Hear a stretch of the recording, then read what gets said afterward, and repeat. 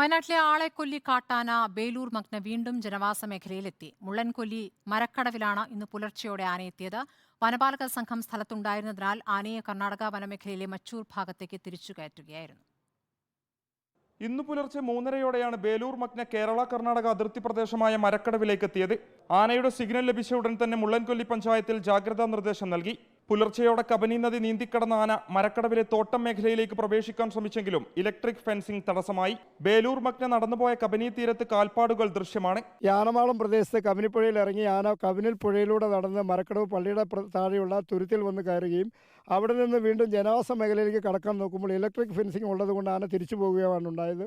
Doctor Arun സക്കറിയയുടെ നേതൃത്വത്തിലുള്ള സംഘം ആനയെ മയക്കുവെടി വെക്കാനുള്ള ശ്രമം തുടരുകയാണ്.